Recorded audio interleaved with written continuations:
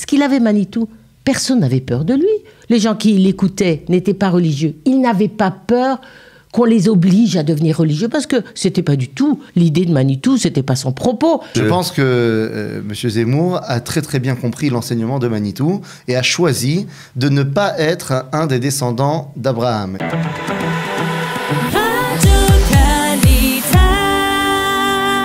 Nous aurons le plaisir d'accueillir dans notre studio Brigitte Blia. Bonjour Brigitte, Boker Tov. Boker Tov. Vous êtes la présidente de la Midreshet Yehuda. Manitou. Et nous sommes heureux d'accueillir également le Rav Etan Fison. Bonjour Boker Tov. Boker Tov. Vous êtes un jeune rabbin qui enseigne l'enseignement de Manitou, qui transmet l'enseignement de Manitou dans le cadre de la Midreshet Yehuda. Alors ensemble, bien entendu, vous l'avez compris, on va parler du Rav Léon Ashkenazi Manitou qui nous a quittés il y a 25 ans, presque jour pour jour. C'était le Tet Marcheshvan il y a 2 jours et 25 ans. Et le souvenir de Manitou reste bien entendu vivace, non seulement, il faut le dire, dans la communauté francophone, mais également, on va dire aujourd'hui, au sein de l'État d'Israël. Alors, je voudrais qu'on revienne avec vous, Brigitte, sur Manitou. Le Manitou que vous avez connu, est-ce que le souvenir de son enseignement, est-ce qu'il s'estompe avec l'écart des âges, avec ce quart de siècle qui est passé depuis qu'il nous a quittés? Non, pas du tout. Si on continue à parler de Manitou, à délivrer son enseignement aujourd'hui, ça n'est pas parce que Manitou avait du charisme, il avait du génie, il avait du charme, je dirais. Évidemment, c'est pour d'autres raisons, pour des raisons beaucoup plus profondes, en particulier en Israël. Donc c'est ce que je voulais dire, c'est-à-dire que il nous semble très clairement que la pensée de Manitou est quelque chose qui manque à Israël. Bon, prenons le mot Manitou, c'est les scouts, le minimum commun. Si vous dites aux gens la cacheroute et le Shabbat, c'est juste un minimum commun. C'est juste pour pouvoir vivre ensemble. Ça n'est pas du tout qu'on veut imposer. Ce qu'il avait Manitou, personne n'avait peur de lui. Les gens qui l'écoutaient n'étaient pas religieux. Ils n'avaient pas peur qu'on les oblige à devenir religieux, parce que c'était pas du tout l'idée de Manitou, c'était pas son propos. Cela pouvait se faire naturellement, mais ça n'était absolument pas une contrainte. Et que les religieux ne fassent pas peur, ce serait vraiment nouveau dans la société israélienne. Manitou disait par exemple un truc assez intéressant, il disait les non-religieux et les charédim, ils s'entendent bien entre eux. Pourquoi? Parce que les charédim, c'est une espèce de caricature comme ça. Alors ça renforce les non-religieux dans leur situation. Non, Manitou a joué bien sûr un rôle très important, par exemple, dans ma vie à moi, mais c'est pas du tout pour ça qu'on continue à travailler. Justement, lorsque vous pensez à Manitou aujourd'hui, est-ce que vous pouviez imaginer, lorsque vous puisiez son enseignement directement à la source, de ce qu'il allait devenir, de ce qui pas seulement dans la communauté francophone, mais à l'extérieur, c'est-à-dire dans l'État d'Israël? Est-ce que c'était quelque chose, on se disait, mais c'est pas normal que cet enseignement, ça soit pas un enseignement qui puisse être diffusé à l'extérieur? Ou c'était un peu trop prématuré? On pouvait pas du tout l'imaginer. C'est en grande partie grâce à la fondation de Manitou, et les élèves de Manitou et la famille qui ont mis par écrit son enseignement oral. Et ce sont ces livres-là qui touchent le public israélien. S'il n'y avait pas ces livres, le public israélien ne serait pas touché. Avec donc ce paradoxe, évidemment, que Manitou ne voulait pas écrire. Et donc c'est un enseignement écrit qui permet sa diffusion. Mais c'est beaucoup grâce à la fondation de Manitou, mais aussi parce que, à mon avis, l'enseignement de Manitou, c'est quelque chose qui manque cruellement à la société israélienne. Comprenez? Par exemple, Manitou disait, il faut prendre au sérieux les textes de notre tradition. Vous demandez à un Israélien, c'est quoi la tradition? Ah, c'est couscous boulette. Comprenez? Montrer qu'il y a quelque chose de sérieux, quelque chose qui ne fait pas peur, mais quelque chose qui nous permet de savoir qui on est. C'était ça Manitou. Tous les gens qui ont écouté Manitou, c'est qui je suis. Et c'est pour ça que Manitou nous a tellement interpellés. Parce que aussi c'était une époque, hein, on va dire. On était après la guerre, on était dans une quête identitaire aussi, un judaïsme français d'une bonne partie des gens. C'est-à-dire c'était un judaïsme qui se cherchait aussi parfois, non? Évidemment. Moi, par exemple, je viens d'une famille qui était traditionnaliste, quand même assimilée au niveau des grands-parents, en quête d'identité au niveau de mes parents, qui étaient à l'Union libérale israélite, à Copernic. Mais l'enseignement que nous avions à Copernic, qui était de très haute qualité pédagogique, était simplement rationnel. Cette rationalité, aller au-delà de la rationalité, c'est cela que j'ai pu faire grâce à Manitou, grâce à mon père qui m'a envoyé écouter Manitou. Alors, Rav Eitan Fison, est-ce qu'on peut dire aujourd'hui, avec le recul du temps, ces 25 années qui ont passé, que d'une certaine manière, cette quête identitaire qui était prioritaire, on va dire, pour beaucoup de Juifs de France après la Shoah en particulier, elle s'est calquée sur la quête identitaire d'une partie de la société israélienne, et c'est pour cela qu'aujourd'hui Manitou dépasse de loin le cadre de la communauté francophone et est devenu populaire dans différents cercles de la société israélienne. Alors évidemment, cette quête identitaire, elle n'était pas que française. Il y avait une véritable recherche dans le monde entier à la fin de la Shoah, à la fin de la Deuxième Guerre mondiale. On a vu un monde ancien s'effondrer, il fallait reconstruire un monde nouveau. Et je pense que l'un des points essentiels de l'enseignement de Manitou, c'est de savoir quel est le moment de chaque chose. Et le Rav Cherki m'avait raconté une histoire qu'il a vécue lui-même quand il était jeune, où Manitou était arrivé dans la maison des Cherki, et a dit au père du Rav, voilà, nous venons de terminer avec mon groupe d'études 8 ans d'études sur le Maharal de Prague. Et maintenant, nous allons commencer Rabbi Nachman de Breslav. Et le Rav nous raconte que lui, il avait 11 ans, et il dit, mais quel rapport le Maharal d'un côté, le Rabbi Nachman. Il dit, le temps du Maharal, c'était jusqu'à maintenant. Maintenant, c'est venu le moment de Rabbi Nachman. On pourrait dire que le Maharal a attendu 400 ans pour que son moment arrive. C'est vrai que pendant 400 ans, pratiquement personne n'étudiait le Maharal. Oui. Rabbi Nachman a attendu 200 ans. Manitou a attendu 20 ans. Oui. Et maintenant, aujourd'hui, tout le monde comprend la nécessité de cet enseignement. Quelle est cette nécessité dans cette recherche ? Vous connaissez tous la fameuse slogan « le Pardes ». Il y a plusieurs dimensions de lecture. Pshat, Remes, Drash et Sod. On commence par le sens littéral. Eh bien, Manitou disait il ne faut pas étudier en mode Pardes, il faut étudier en mode séfarade. C'est-à-dire quoi, séfarade ? Mettre le Sod d'abord. Ouais. C'est-à-dire revenir à une origine, non seulement donner de l'importance au texte, mais revenir à une origine qui, en fait, nous ramène à notre état naturel.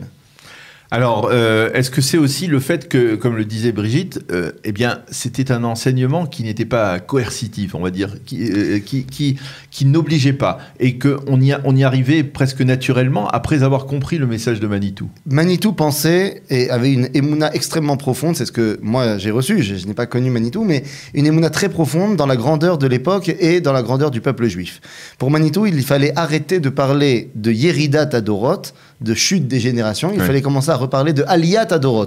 Et il disait, lorsque tu parles à quelqu'un avec grandeur, eh bien il grandit, et il te fait grandir également. Et je pense que l'un des grands problèmes, alors vous disiez tout à l'heure qu'effectivement Manitou c'était une Torah orale, et toute la question est de savoir, oui mais alors à ce moment-là, l'Israélien, comment est-ce qu'il va comprendre puisque Manitou parlait en français ? Est-ce qu'il faut étudier Manitou en français ou est-ce qu'il faut étudier Manitou en hébreu ? Eh bien, il est évident qu'il faut étudier Manitou en hébreu pour une raison très forte, c'est parce qu'il était français. Je vous explique. Manitou parlait un hébreu parfait, mais il avait un gros problème, il parlait très mal l'israélien. Et il y avait ce conflit entre un hébreu extrêmement fluide et parfait au niveau de la langue, mais il fallait maintenant l'adapter à la société israélienne. Et ça, c'est le travail d'aujourd'hui.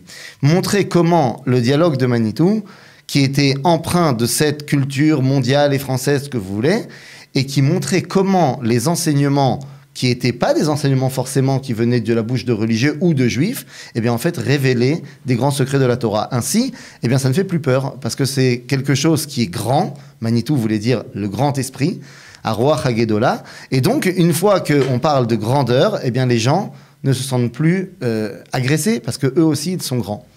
Alors, est-ce que cette définition que l'on connaît de Manitou, du juif redevenu hébreu, est-ce qu'elle est bien perçue dans la réalité israélienne aujourd'hui ? Comment on la traduit dans la réalité d'Israël aujourd'hui, dans la réalité sociétale israélienne ? D'abord, il faut savoir qu'il y a de plus en plus de chougim, de cercles d'études de Manitou chez les Israéliens. Il n'y a pas un qui parle un mot de français. C'est-à-dire que c'est en train de se répandre énormément.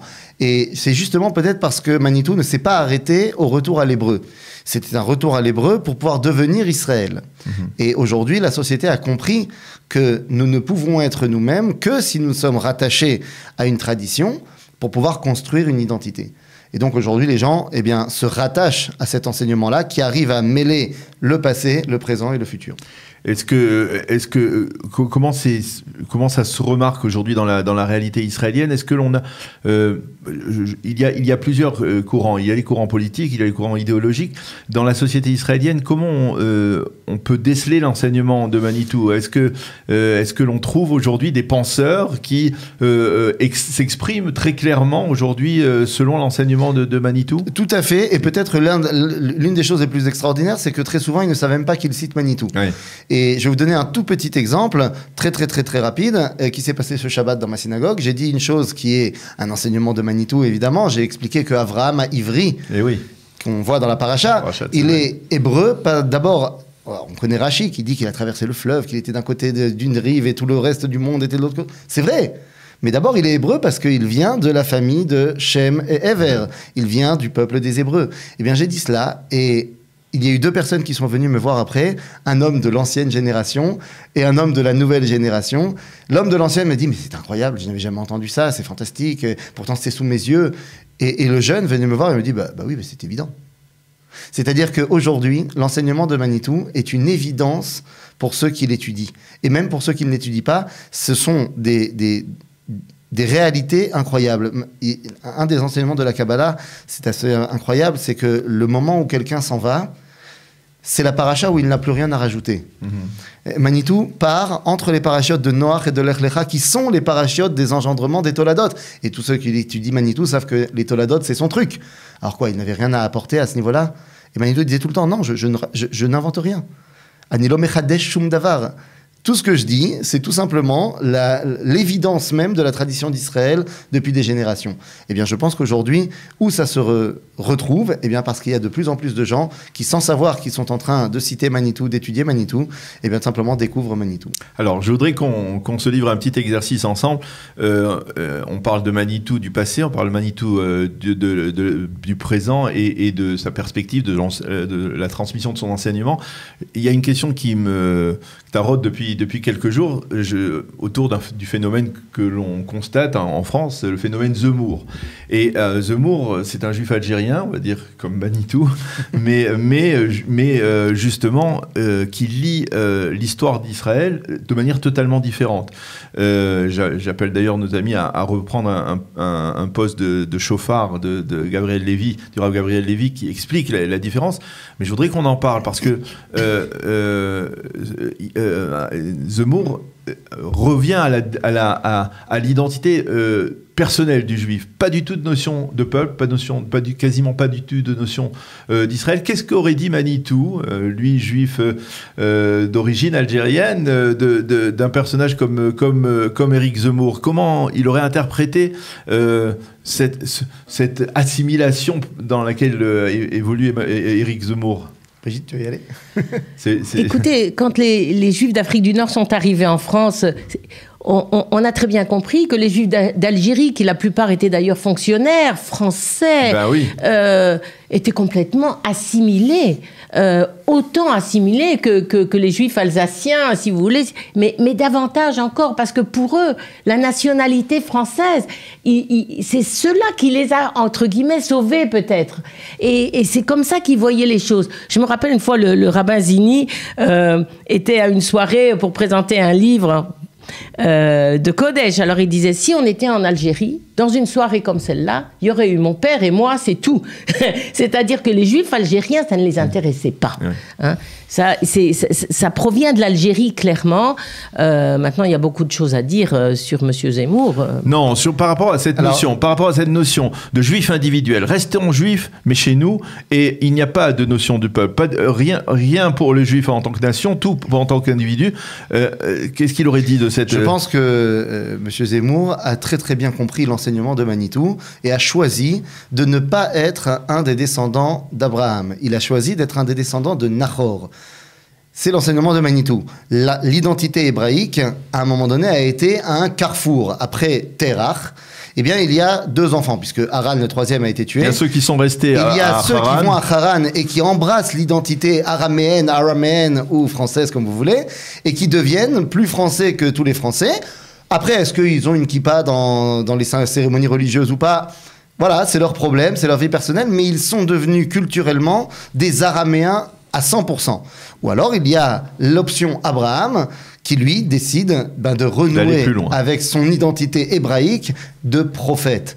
Et c'est-à-dire de contact avec Akadosh Baruch Hu ou Koreh Beshem Hashem. Eh bien, c'est ça toute la question. Abraham est un hébreu et il donne naissance à des hébreux. Nahor a choisi de se franciser. Pour lui, Paris, c'est Jérusalem. Et donc, à ce moment-là, eh bien, la Torah nous dit que son fils s'appelle déjà Bethuel à Arami. Il n'est plus un hébreu, il a décidé de devenir un Français. Donc, j'ai l'impression que Éric Zemmour a tout à fait appris les enseignements de Manitou et a dit, moi, je ne serai pas un hébreu, je serai un nachorien, je serai quelqu'un qui embrasse la culture mondiale. C'est terrible.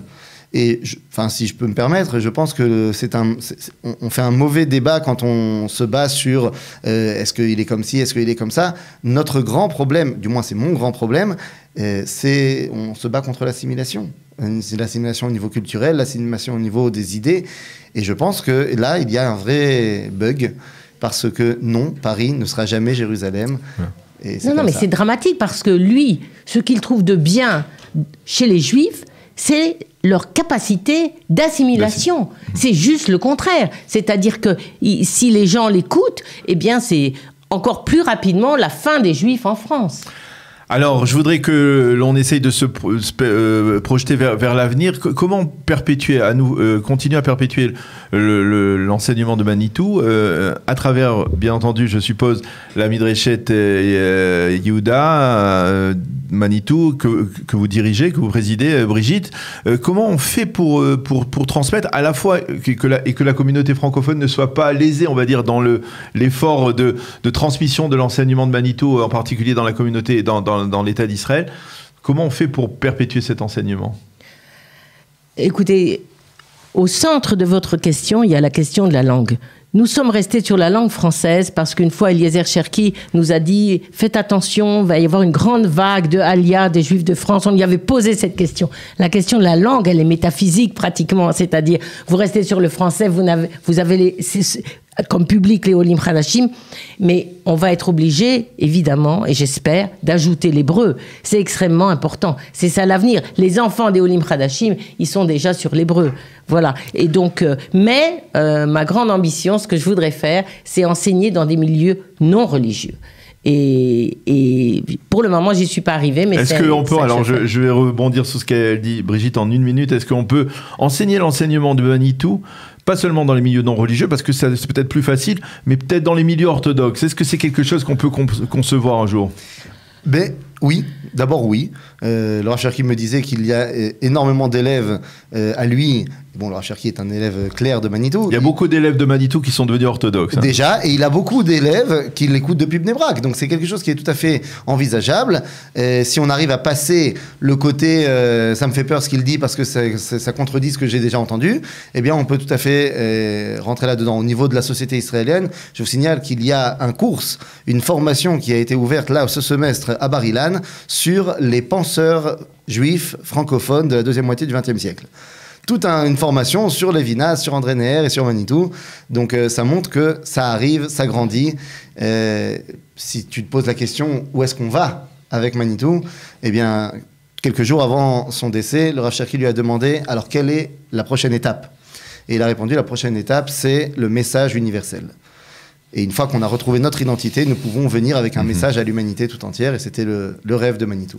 Eh bien voilà, on espère que c'est un nouveau défi, pas un nouveau défi, mais c'est un défi de plus à rajouter pour transmettre l'enseignement de Manitou de génération en génération. Merci Brigitte Bliad, présidente de la Midreshet Yehuda Manitou, et merci au Rav Eitan Fison d'avoir été avec nous ce matin pour évoquer le souvenir du Rav Léon Ashkenazi Manitou Zichrono Livracha.